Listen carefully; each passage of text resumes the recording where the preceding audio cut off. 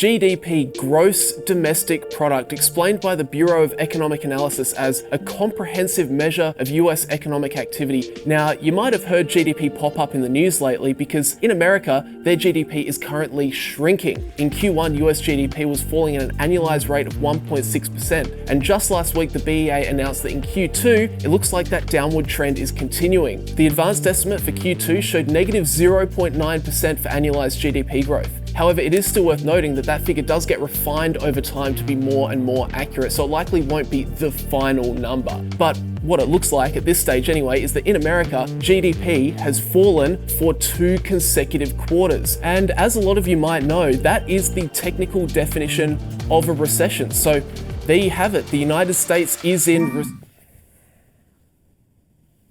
Hang on, people are saying that the White House has declared the US is not in a recession. Apparently they've changed the definition. While some maintain that 2 consecutive quarters of falling real GDP constitute a recession, that is neither the official definition nor the way economists evaluate the state of the business cycle. What? It's always just been 2 negative quarters of GDP. Hey, Hamish. Hey, how do you know if a country's in a recession? Isn't it just 2 consecutive quarters of negative GDP growth? Yeah, Tom, what's all this business about America not being in a recession? I don't know, man. Was their GDP growth positive this quarter? I don't know. I think I've been trying to... No, it's fine. The National Bureau of Economic Research Business Cycle Dating Committee, the official recession scorekeeper, defines a recession as a significant decline in economic activity that is spread across the economy that lasts more than a few months. Yeah, more than a few months. How about 6 months, 2 quarters of negative GDP growth? The variables the committee typically tracks include real personal income minus government transfers, employment, various forms of real consumer spending, and industrial production. Man, that seems way too thorough for my liking.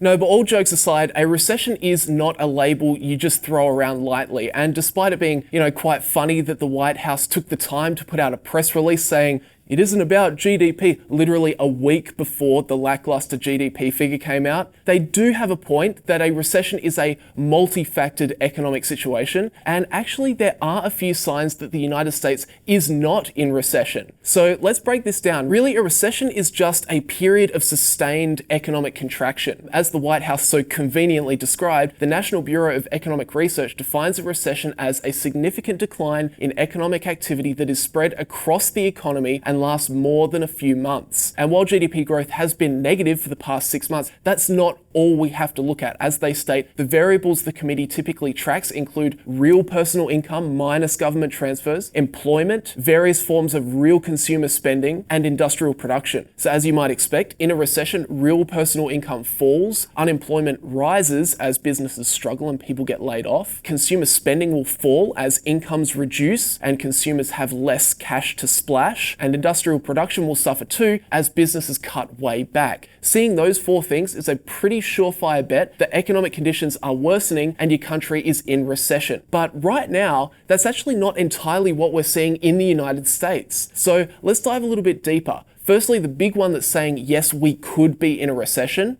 economic output. As we discussed earlier, the US GDP is shrinking right now, so the economic output is contracting, and all signs point to a further slowdown in output. To make better sense of this picture, let's quickly refresh our memory of the expenditure view of GDP. So who are the players spending money in the US? Well, there's expenditure from companies to grow and from people buying new houses. That's investment, or I. There's the household consumption, so all the stuff people are buying day to day. That's C. Then there's government spending for, the military and government jobs, etc. That's G. And then there's all the stuff that foreigners buy from the US. But of course, GDP does not include America's spending on products from outside the US. So we have to make sure we subtract the spending on imports. So GDP goes up when, companies invest and buy more stuff, when consumers spend more, when the government spends more, and when foreigners buy US products, but it does not increase when Americans buy foreign products. Okay. Now take a listen to this statement from the Bureau of Economic Analysis on Q2's GDP figure. The decrease in real GDP reflected decreases in private inventory investment, residential fixed investment, federal government spending, state and local government spending, and non-residential fixed investment that were partly offset by increases in exports and personal consumption expenditures. So GDP was boosted by foreigners buying American products and by increased household expenditures, but government spending, investment spending, and particularly inventory spending reduced enough to more than outweigh those positives. And if we hone in on the reduction in inventory spending, this essentially means that businesses are overstocked right now and struggling to move their products. Thus, they're spending less on inventory replenishment, and that will slow manufacturing. What we do see in these earnings results is that we are in a recession.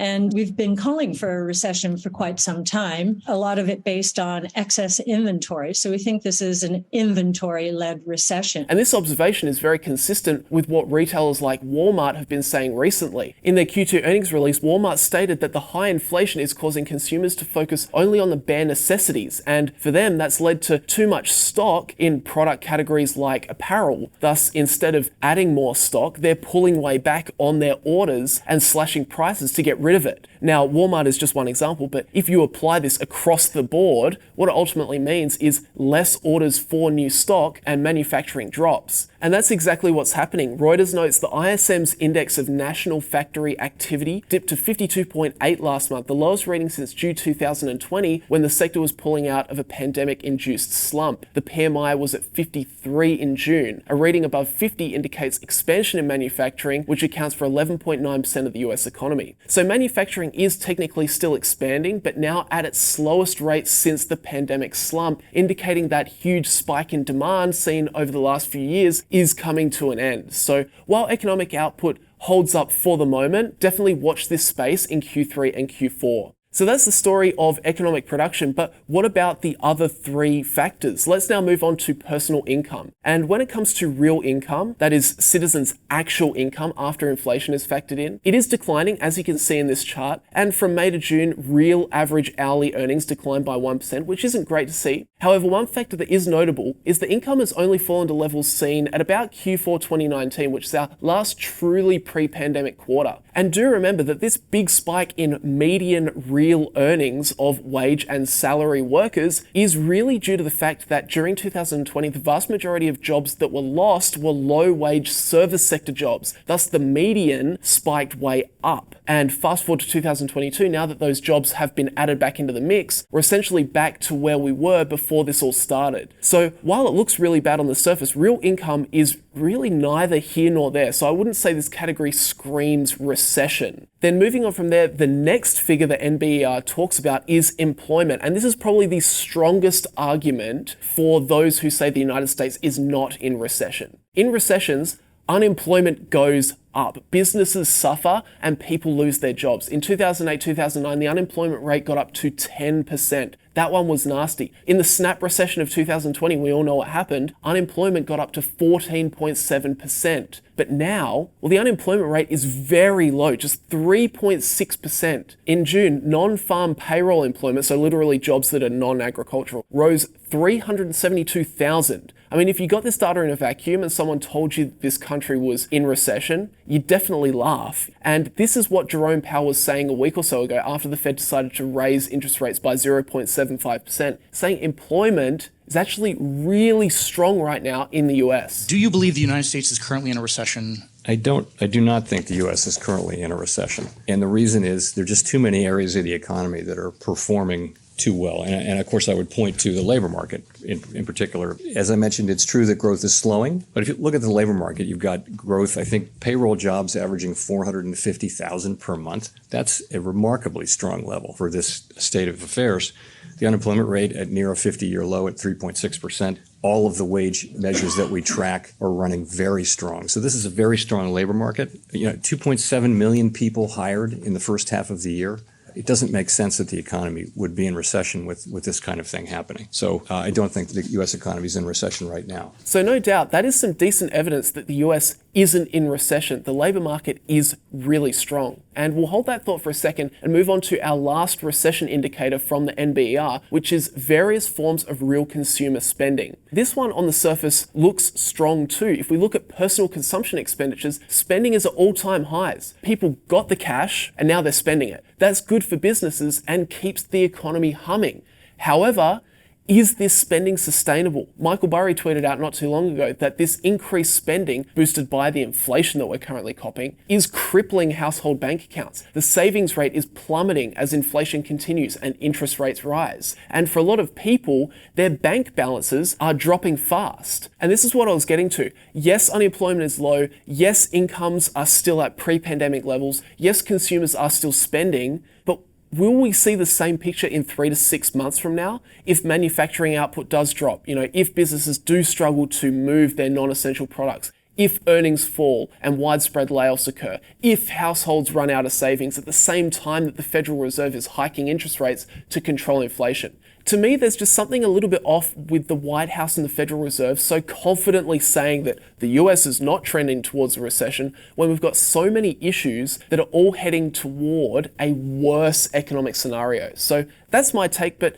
for right now at least, it does not yet look like a classic recession in the United States. I really like this analogy I read in CNN lately. It said, the economy right now is kind of like a patient with a mix of symptoms that don't necessarily align with one disease or another. Something's off, of course, but your doctor isn't going to give you a diagnosis if they don't actually know what's wrong with you. I think that's about where we're at with the US economy right now. There are definitely some symptoms, but I think we'll come back and double check it in 3 to 6 months with a blood test. But anyway, that's my take on the situation, and I'd love to hear from you. Am I wrong? Will inflation settle, allow the Fed to stop raising rates? Maybe. Are we about to get smacked with a giant recession?